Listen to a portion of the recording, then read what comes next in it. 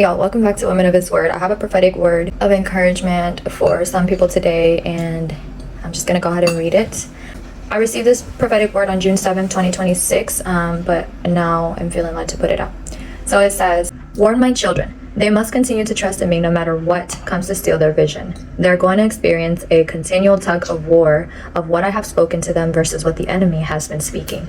Because he is on a mission to distort, manipulate, and steal my word away from their very hearts. But I am calling my children to stand firmly planted in what I have spoken to them. I know that this journey has not been easy. I know the enduring has been tough, but I have been with you here all along, guiding your steps through it. Always remember that I, your Father, have the best planned for you, to prosper you and not to harm you. You will not fail because I will not let you down or disappoint you. You must believe that no matter what the enemy attempts to throw your way, that my plans are not to harm you. So strap up and plant your feet firmly into the faith that you've been enduring in, because you are set up to receive amazing things. But remember that those who receive are those who believe. They do not waver in their thoughts. They must stand firm, knowing that what I have spoken still stands. You will not receive the wind for your faithful work. I am a Father that rewards my children justly. They who have sown in tears will reap with joy, and they will see that I will repay them back every single thing that is due to them. And in the same way, the wicked will be repaid for their evil deeds, for I have been watching, and I have seen all of their filthy works. Everyone that thinks that they have been able to get away with sins that were hidden, you did not think wisely enough, because you could not hide them from me, says Yah. And I am going to show everyone who has actually been with me all along." All right, that's the end of the prophetic word. There's not much to say here. I think we can go and read the chapter where James talks about, that those who are tossed to and fro like the waves of the sea, they shouldn't expect to receive anything from Yah. And that can be any of us at given moments, right? When doubt starts to creep in, when we start to become despaired in hope, possibly, or doubt what the Father has said because the enemy has somehow been able to plant a seed in our heads. So Father's just giving that warning. So whoever these specific words are for, I believe that many of you have been very faithful to the Father, obedient. You have been enduring through all of the things. Possibly you have moments though where you, like myself, and I don't say this, just to point the finger at anybody else, but you probably, like myself, have moments where you just you entertain the little thoughts of doubt. Okay, and the enemy loves that, because as soon as he has you hooked, he can pull you and lure you away from where you're going, right? So even just the little seed, just the littlest seed of doubt that he plants, if you don't take those thoughts captive and you don't declare what the Father has spoken over your life and immediately rebuke that, then even just that little seed of doubt can produce, this wavering, right, in the thoughts and the faith. And, we have to remain in faith, believing that he said he would do exactly what he would do, right? And I think that is for the whole of our faith. It's like, although making it to the kingdom is probably most people's end goal, right, in this faith, not being separated from the Father eternally, right? That's what we desire. That's what we are doing this for, and also for others to experience that as well. But even with that, we have to hang on and have faith that he will actually do that. Like, it really takes crazy faith in this type of world to believe that there is a God who sent his only begotten Son, through whom we can be saved, redeemed, and we will resurrect and our bodies be made new to be able to take part in life eternally with him, right? So if you can have faith for that, it's so funny because we're so backwards. I think we really are so backwards as humans sometimes. We can have faith for these grand things, like the resurrection and being in the kingdom with the Father and making it to the end, right, enduring till the end. But we tend to slack in having faith for the things that he promises us personally. And I think that the connection, or the reason being, is that we are troubled a lot with what we see right in front of us. So, I guess what I'm trying to say is if we haven't made it to the kingdom yet, we can expect, according to the Bible, we can expect what it's going to look like. I mean, we can try as much as we can to envision that, right? From the words that we have been given, from revelations, dreams, visions. But I think that when we're in the midst of our day-to-day life and we're constantly being reminded that the very things that the Father promised us are total opposite things of what is happening in our lives or what's constantly in our face. And I think that's where the hard part is for people. And I could be wrong. It could be different for everybody, But I think that's where the hard part is. Like, you are really challenged in your sight, and this is why we always talk about faith. Like, faith is the substance of things hoped for, the evidence of things unseen. We are really challenged in our sight, and this is why the Father, I believe, said here, what did he say about the vision? By the way, y'all, I receive these words. These are not words that come from me, so if you see me like, okay, well, what did God say about this? Or like trying to retract what it is, the word that he gave me, it's because it wasn't my word to begin with. So I myself also have to go through these words, familiarize myself with them, pray over them, seek the Father about what that means for my life. Because these are not my words coming from me. They may be coming from my mouth. I may write them down when he speaks them to me, but that doesn't mean that I remember all of them, because they don't come from me. So I want to speak about that too, because this is why it's important to write everything down. Yah knows that we can forget. So when we write things down, we can not only can we go back to it, but we can truly begin to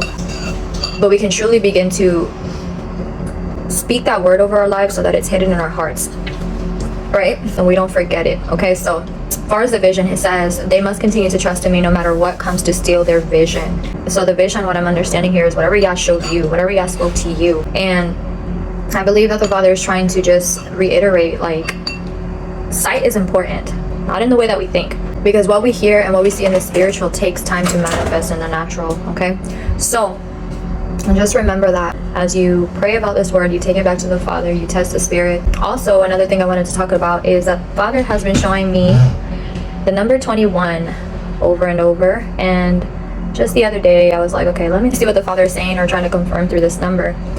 And not surprisingly, when I went to check what the number 21 meant in the Strong's, in the Greek, it means to be exceedingly glad with exceeding joy, glad, greatly rejoicing, rejoiced, exaltation, exalted, properly to jump for joy, exalt, be exceeding glad with exceeding joy, rejoicing greatly. Okay, so if you have been following along on my other posts, I think I did it as a short, where the Father was telling me that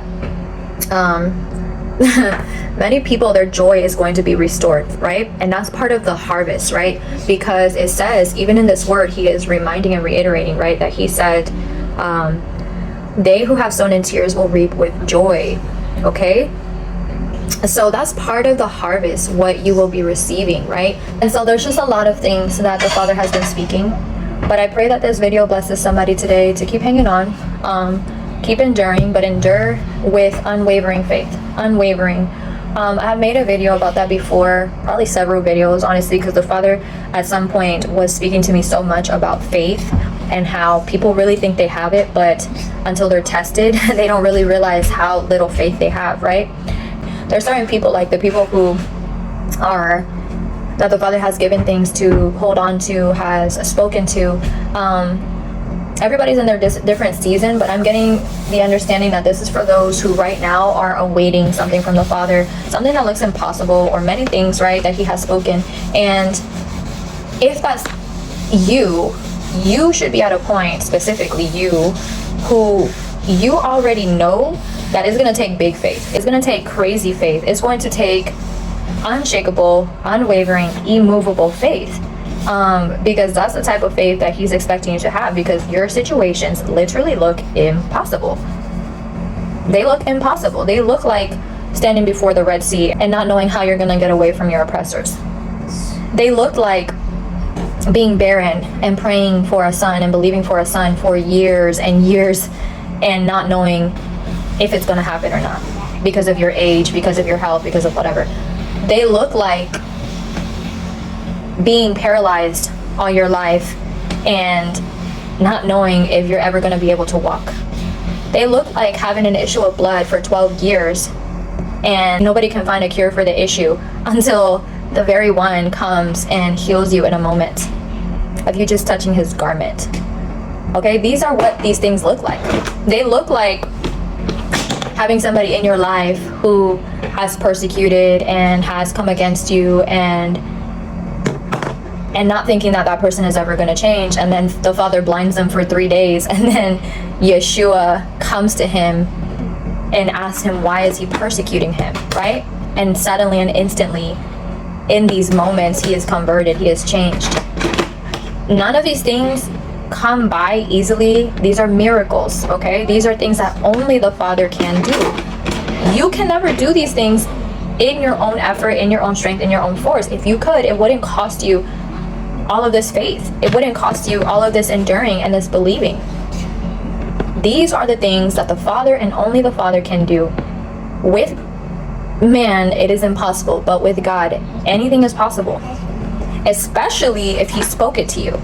You know, listen to what this word is about. I'm not speaking to people right now who the Father didn't give them something to hold on to, because the Father said, "We're my children," and he was talking about the ones that he had given something to, like his voice, right? He said, what I have spoken to them, versus what the enemy is speaking, because he is on a mission to distort, manipulate, and steal my word away from their very hearts. So this is specifically to people or a person, the Father knows, who the Father is saying, like, if you've been faithful to me, if you've been obedient, if you continue to be, you know, communing with him, right, then you know my voice, you know what I've been speaking to you, you know what I've shown you, you know what I've told you. This is the person he's talking to. He's saying anything is possible with him. What he has given you, it looks impossible. It looks impossible. But we have to see with our spiritual eyes. We have to see with our spiritual eyes. And we have to also endure through the timelines. My oldest read a chapter to me the other day, and in the version that he read it in, it was one of Peter's letters, but in the version that he read it in, the title said, Yah is not slack in his promises. He's not slow.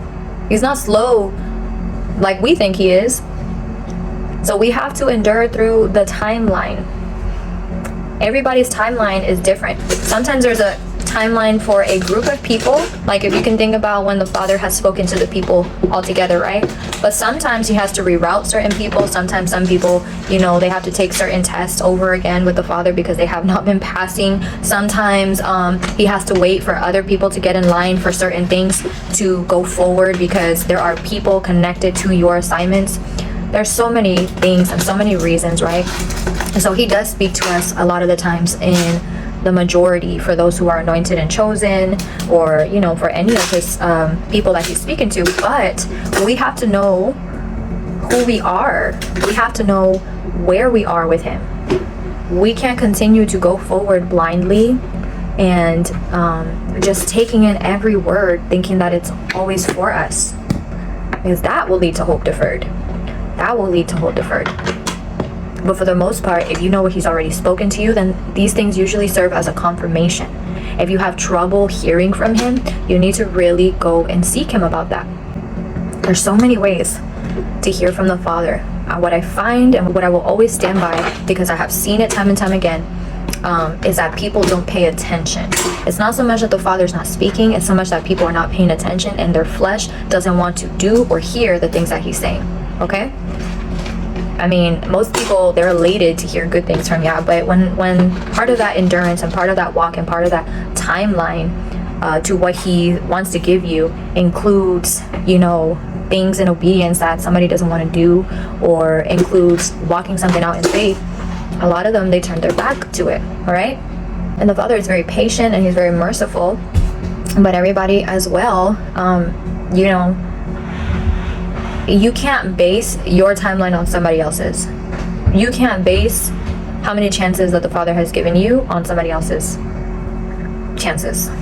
And I hope that makes sense. Because some people think that they can hold off on repentance because the Father has been merciful in somebody else's life. Some people think that, let's say, like, they can get away with running away from the Father because they've seen or somebody else's testimony has shown them that this person ran away from this long or whatever. That is not the way to think. Everybody is individually different, and everybody's heart the Father knows. So anyway, I pray that you all have a blessed day. I pray, Father, that this word, this warning, this message reaches whoever it needs to, in the mighty name of Yeshua. Amen.